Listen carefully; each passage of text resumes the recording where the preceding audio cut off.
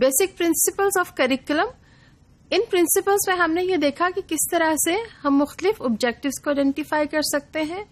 Objectives की identification के बाद किस तरह से लर्निंग एक्सपीरियंसेस को आइडेंटिफाई किया जा सकता है, क्लासिफाई किया जा सकता है, किस तरह से ऑर्गेनाइजेशन की जाए, और फिर किस तरह से हम एक पूरा करिकुलम का डॉक्यूमेंट डेवलप कर सकते हैं जिसमें हम इवैल्यूएशन का एक कंपोनेंट भी डाल सकते हैं.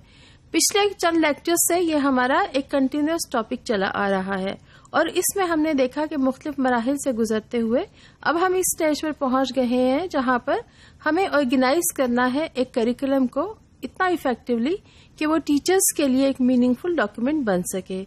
चंद क्वेश्चंस जिन पर हम नजर डालते हैं दोबारा, जो हमारे गाइडिंग क्वेश्चंस थे, और इसके साथ साथ हम ये देखते हैं कि पहले हमने व्हाट देखा, what are the purposes and what are the learning experiences.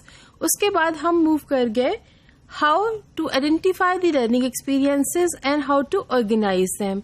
इसके साथ साथ ही हम दूसरा सवाल देखेंगे कि किस तरह से हम ये देख सकते हैं कि करिकुलम पढ़ाने के बाद या डेवलप करने के बाद हम इफेक्टिवली किस तरह से इवैल्यूएट कर सकते हैं.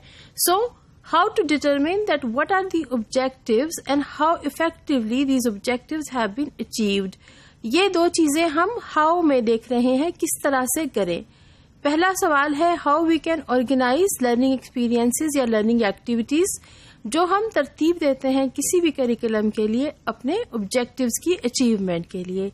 याद रखिए कि कोई भी चीज आइसोलेशन में नहीं है. First we have to identify the objectives, we have to select the objectives, और उसके बाद से फिर हम ये देखते हैं कि इन ऑब्जेक्टिव्स को, जो हमारे इंटेंडेड ऑब्जेक्टिव्स हैं, जिसमें हम कुछ कॉन्सेप्ट्स की डेवलपमेंट करना चाहते हैं, कुछ स्किल सिखाना चाहते हैं और कुछ वैल्यूज बच्चों में डेवलप करना चाहते हैं. जब हमने ये ऑब्जेक्टिव्स को आइडेंटिफाई कर लिया तो अब हमने देखना है किस तरह से लर्निंग एक्टिविटीज को या लर्निंग एक्सपीरियंसेस को तरतीब दिया जाए ताकि हम अपना मकसद पूरा कर सकें. हम ये भी जानते हैं कि कुछ मकासदी ऑब्जेक्टिव अमूमी होते हैं और कुछ हमारे खसूसी ऑब्जेक्टिव्स होते हैं. इनका डिटेल में जिक्र हम आने वाले लेक्चर्स में करेंगे. अभी हमने ये देखा कि ऑब्जेक्टिव्स आइडेंटिफाई कर लिए और उसके साथ साथ हमें कौन कौन से लर्निंग एक्सपीरियंसेस तरतीब देने हैं ताकि हमारे ऑब्जेक्टिव्स को अचीव कर लिया जाए. So we have been responding to what questions for the time being and then we moved into how to define learning experiences and how to organize them. How to organize them in such a way that they make a meaningful lesson for the teachers and also for the students. Learning activities या experiences जो बच्चों को classroom में provide किए जाते हैं वो curriculum developers अपने करिकुलम डॉक्यूमेंट में आइडेंटिफाई कर देते हैं. भले इसमें कुछ चेंजेस भी की जाती हैं जब हम एक्चुअल क्लासरूम में मूव करते हैं. सो किस तरह से हम लर्निंग एक्सपीरियंसेस को ऑर्गेनाइज करें, जिसमें हमने देखा कि कुछ क्राइटेरिया है, यानी हमें कंटिन्यूटी को देखना होता है, सीक्वेंस डेवलप करना होता है, and then we have to ensure that there is integrity and there is an integration in the learning experiences जो भी हम करवाना चाह रहे हैं.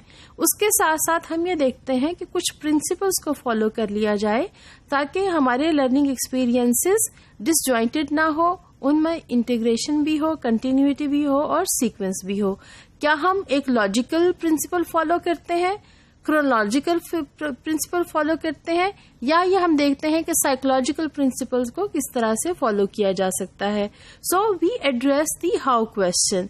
The next how question would be that how can we learn to what extent the objectives which were identified or selected for the curriculum or which were selected for any curriculum or any subject area हमने कितने effectively उनको achieve कर लिया है.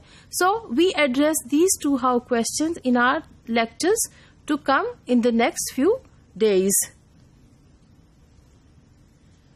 हमारे चंद सवालात थे जिन पर एक नजर डालना निहायत ही जरूरी है ताकि हम रिकॉल कर सकें हमने कितना कर लिया है और हम अब क्या करने जा रहे हैं. What is meant by organization of learning experiences? जब हम लर्निंग एक्सपीरियंसेस को ऑर्गेनाइज करने का जिक्र करते हैं तो basically what do we mean by that. Second question was what are the criteria, कौन से क्राइटेरिया हैं जिनको हम फॉलो करते हैं और फिर हम करिकुलम को ऑर्गेनाइज कर लेते हैं.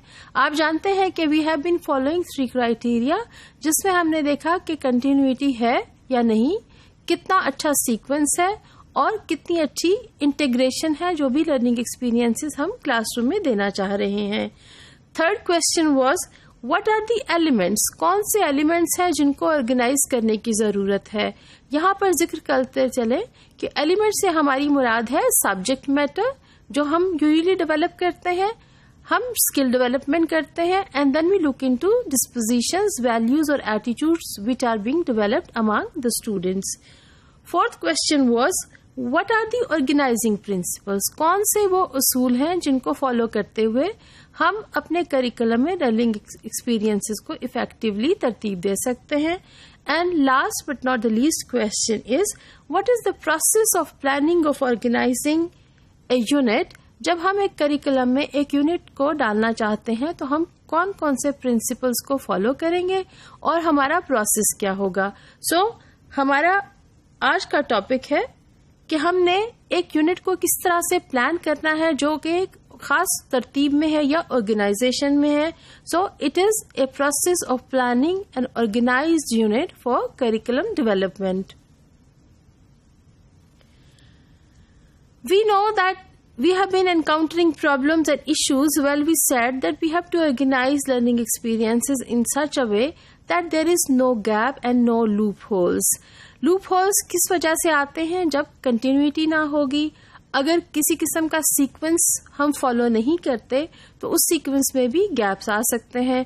लिहाजा इन तमाम प्रॉब्लम्स को हल करने के लिए और इसी तरह से ये इंश्योर करने के लिए कि इंटीग्रेशन है हमारे लर्निंग एक्सपीरियंसेस में, ताकि बच्चे मुख्तलिफ असबाक में और मुख्तलिफ सब्जेक्ट्स में पढ़ते हुए अपनी लर्निंग में एक राब्ता देख सकें, अपनी लर्निंग में कनेक्शंस बना सकें और बेहतर तरीके से कंटेंट नॉलेज को डेवलप कर सकें, स्किल्स सीख सकें और बेहतर वैल्यूज को डेवलप कर सकें.